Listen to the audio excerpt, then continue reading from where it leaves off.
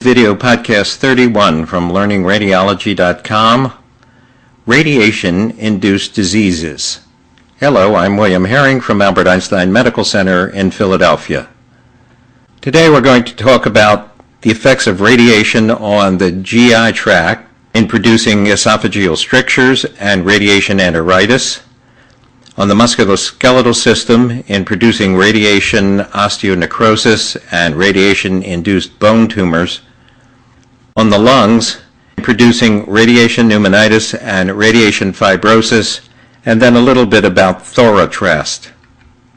Radiation therapy is usually delivered in relatively small doses to relatively small volumes of tissue over a period of time, usually a matter of weeks, which is called fractionation. And all means are used to deliver the highest possible dose to the tumor while sparing the normal tissue adjacent to the tumor. The most rapidly dividing cells are the ones that are usually the most radiosensitive. The cytocidal effects of radiation are mostly due to free radical production. Many side effects of radiation are mediated through a vasculitis secondary to damage to the endothelial cells. And damage rarely occurs at doses less than 40 gray, or 4,000 rads, but is more common at doses of greater than 50 gray, or 5,000 rads. Let's talk a little bit about the units of absorbed dose in radiation. The unit that had previously been used was called the rad for radiation absorbed dose, and 1 rad was defined as 1/100th of a joule of deposited energy per kilogram of tissue. Today, the unit that is used to express absorbed dose is called the gray. 1 gray is equal to 1 joule of deposited energy per kilogram of tissue, and therefore 1 gray is equal to 100 rads. We'll use both gray and rads in the course of this talk. Esophageal strictures. Esophageal strictures usually require mediastinal radiation of greater than 50 gray, or 5,000 rads. This is frequently delivered for carcinoma of the esophagus itself, or of the lung, or for lymphoma. The symptoms are progressive dysphagia, usually starting several months after the end of radiation therapy. Esophageal strictures produced by radiation therapy tend to be long and smoothly tapered strictures. They usually occur in the upper and mid-esophagus, and they can be differentiated from recurrent tumor by the fact that recurrent tumor is usually much more nodular than a radiation stricture. This is an example of a radiation stricture of the esophagus. You can see that there is a long, smoothly tapered stricture of the upper portion of the esophagus. This patient received radiation for a carcinoma of the lung. Radiation enteritis. The mucosal cells are the most sensitive in the gastrointestinal tract, followed by the vascular endothelial cells. Symptoms of radiation enteritis include nausea, vomiting, diarrhea, and abdominal pain. And some of the factors which can potentiate or accelerate radiation damage include bowel that is fixed in a certain location by prior surgery and its adhesions, certain chemotherapeutic agents, and the patient's age, the presence of atherosclerosis, or the concomitant presence of diabetes. The imaging findings in chronic changes, usually 45 gray or greater than 4,500 rads are needed. About 5 to 15% of patients receiving X-ray therapy to the abdomen and pelvis will develop some of the symptoms of radiation enteritis. And the findings are secondary to an obliterative vasculitis, which leads to bowel wall thickening, narrowing, and irregularity of the lumen, sometimes thumb printing due to submucosal infiltration. The key to the diagnosis of radiation-induced enteritis is that the changes so produced are confined to a prior radiation portal. This is an example of radiation enteritis in a female who received external radiation for endometrial carcinoma. The red arrow is pointing to a loop of jejunum that is fixed in place, that has a narrowed lumen and irregular margins. and the blue box is showing you approximately the size of the radiation portal.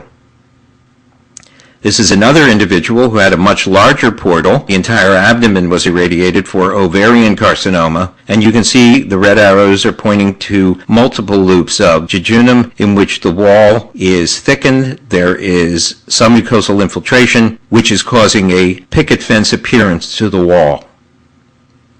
Radiation changes in bone. These usually require at least 30 gray or 3,000 rads to occur. There are several different radiation changes that can be seen in bone. In growing bone, growth disturbances can be seen in the form of scoliosis in the spine or retarded growth of long bones. Radiation osteonecrosis is a form of avascular necrosis produced by radiation. It is especially common in the mandible, and rarely radiation can induce the production of a bone tumor years after the radiation is delivered. This is a young female who had radiation to her entire right hemithorax for Hodgkin's disease that involved the right lung years earlier when she was a teenager. You can appreciate, I think, that the right hemithorax is slightly smaller than the left hemithorax, a manifestation of growth disturbance. In addition, the right breast is smaller than the left breast, and there are radiation changes in the right hilum and fibrosis in the right apex.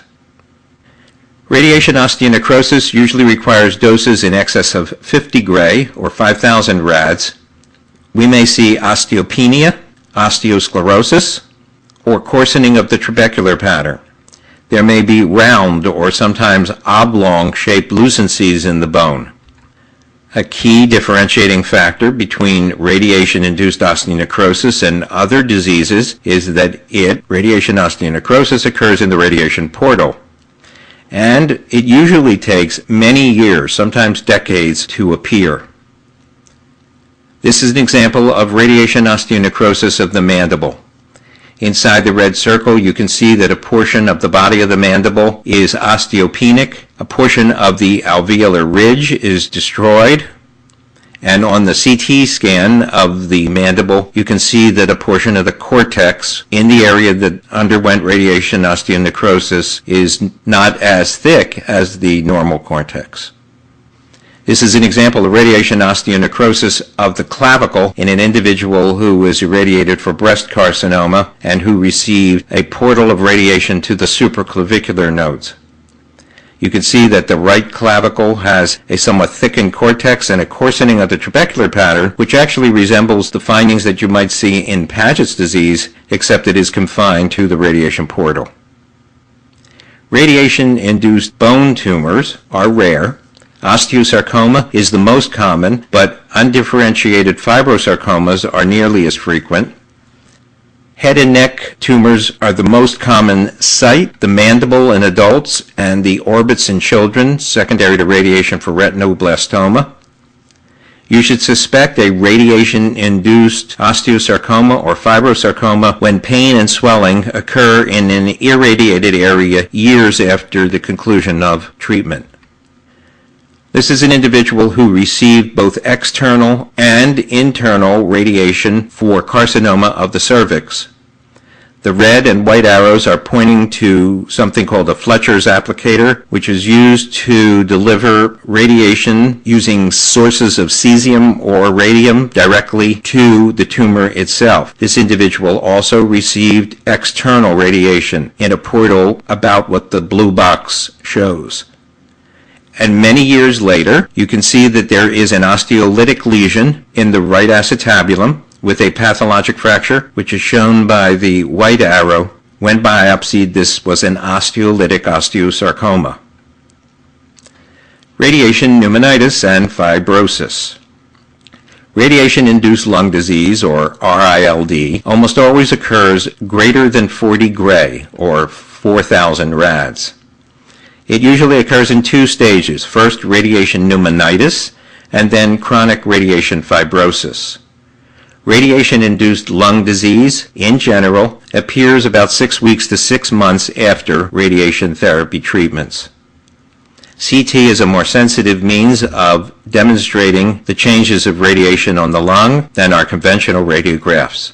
On CT, we can have ground glass opacities at first, then patchy areas of consolidation, and finally well-demarcated areas of fibrosis that correspond to the radiation portal. Radiation pneumonitis can be seen as early as 1 week, but usually about 6 weeks after the completion of treatment. Patients complain of a non-productive cough and shortness of breath. The changes are confined to the radiation portal.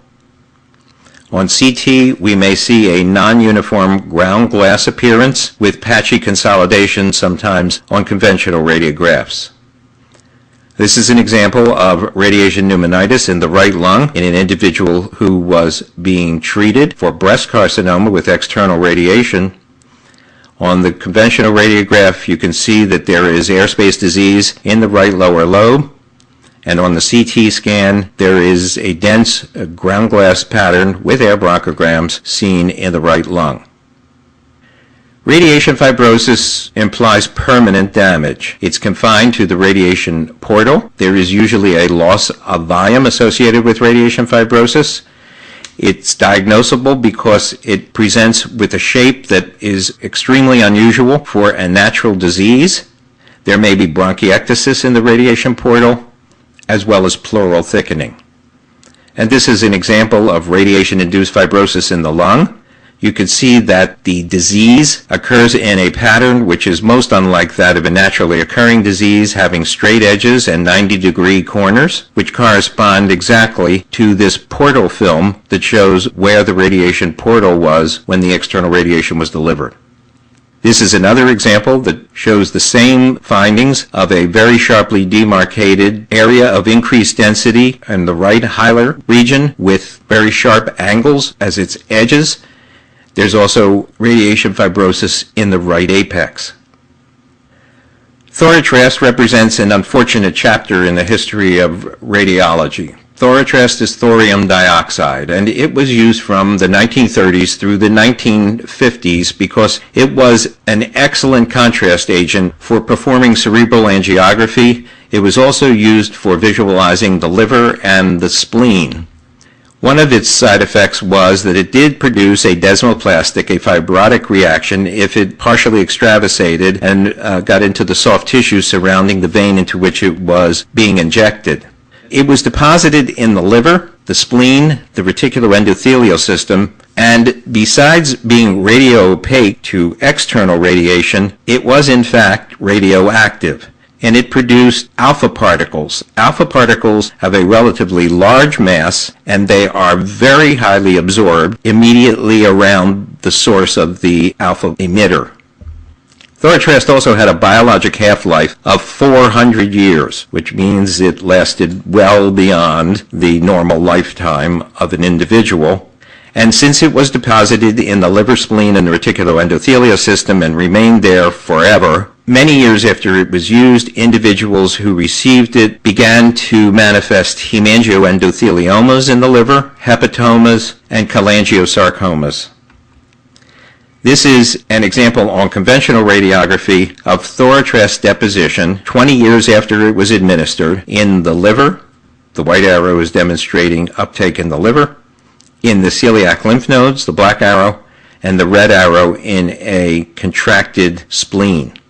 So this compound, again, was not only radio-opaque, for which it was being used in the first place as a contrast agent, but it was radioactive. And this is a CT scan of another individual that shows that the liver, the white arrow, is uniformly dense because it contains Thorotrast. The red circle is showing uptake in some of the celiac nodes, and the yellow arrow is showing uptake in a very dense spleen. It's time for your mini quiz. So the entire session has been on radiation-induced changes. This person has radiation fibrosis of their lung, as you can see is manifest by the irregularity in the right paramediastinal region on the conventional radiograph and in the fibrosis with bronchiectasis in the same area that we see on the CT scan.